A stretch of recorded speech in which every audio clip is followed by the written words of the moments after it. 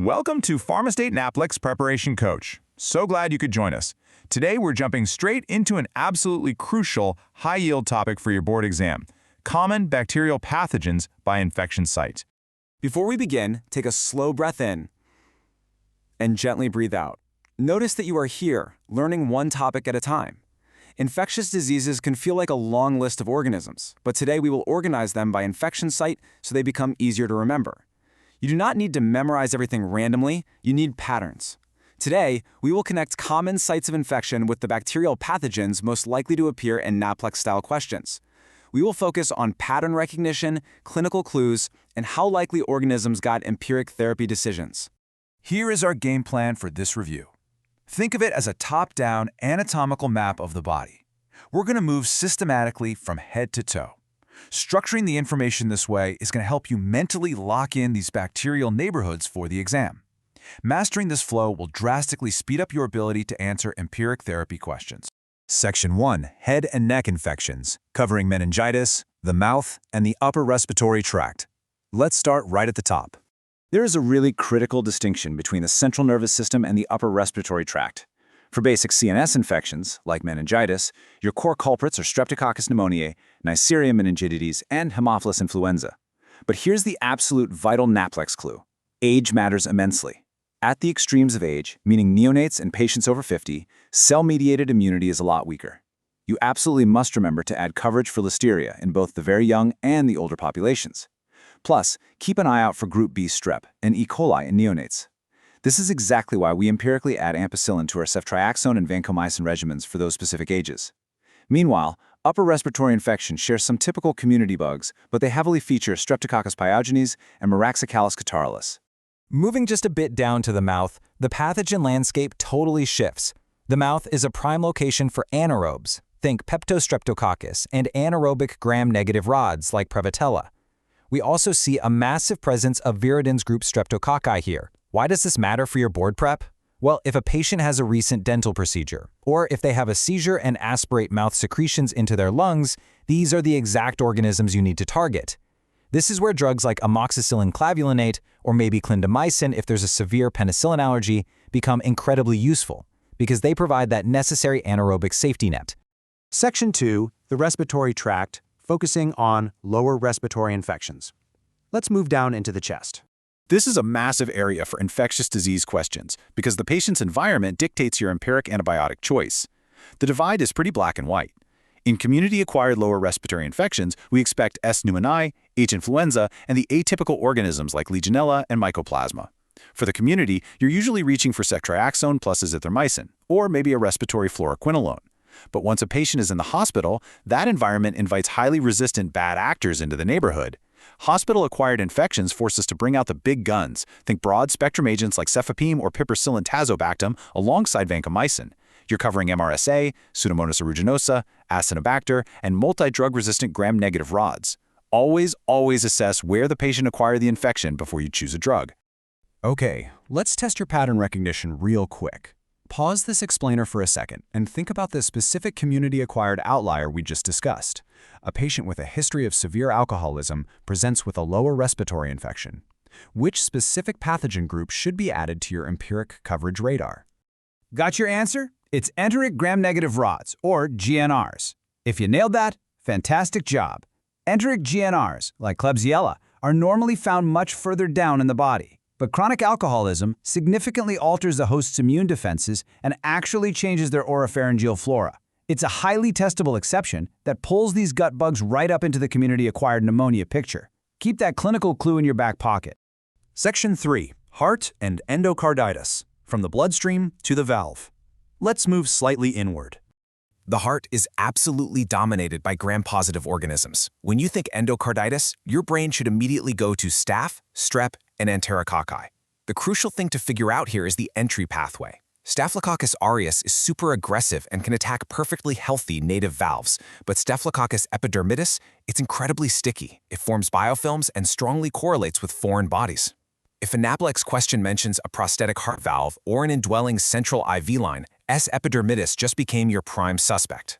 That's why vancomycin is frequently used empirically when endocarditis is suspected. It gives you that robust coverage for both MRSA and resistant S. epidermidis. Section 4. Abdomen and urinary tract. Everything below the diaphragm. We are now crossing a major anatomical border. We are now in a territory heavily dominated by gram-negative and anaerobic organisms. First, we absolutely have to define enteric gram-negative rods.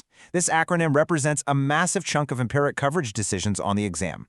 When we say enteric GNR, we're talking about organisms heavily associated with the gastrointestinal and genio tracts. I want you to mentally check these off: Proteus, E. coli, Klebsiella, Enterobacter, and Serratia. Just memorize this group. Below the diaphragm, they run the show.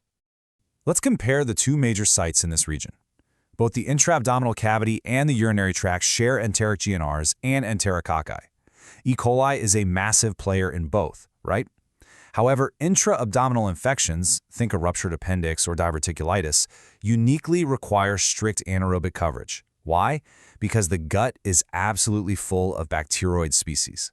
This means adding a drug like metronidazole or using a combination agent that already has strict anaerobic coverage built in.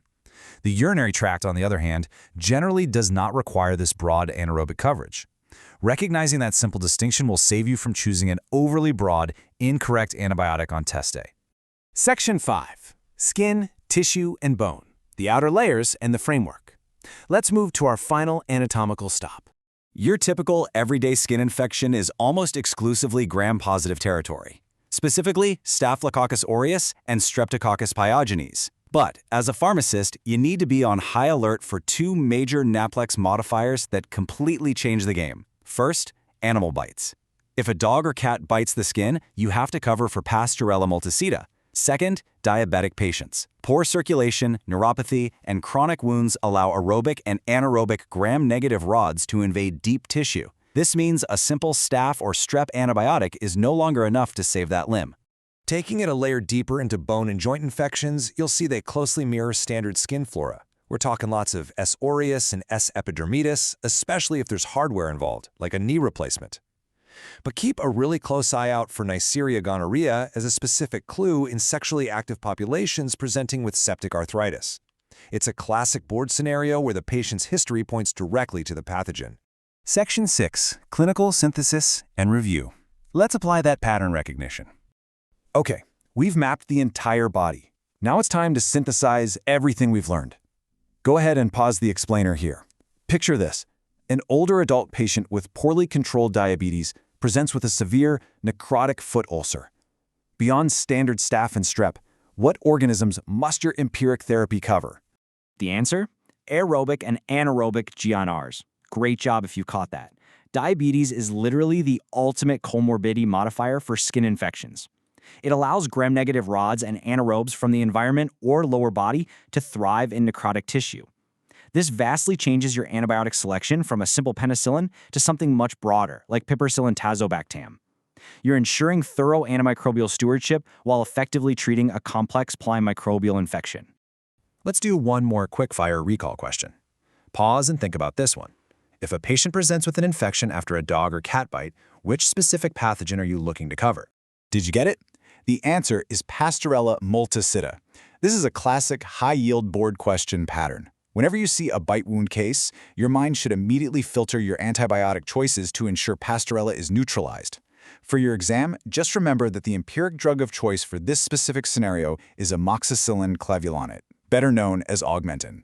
So let's summarize our core strategy for infectious diseases on the NAPLEX. Step 1. Recognize the anatomical neighborhood. Are we above the diaphragm, below it, or on the skin? Step 2. Identify the clinical context. Is this community or hospital acquired?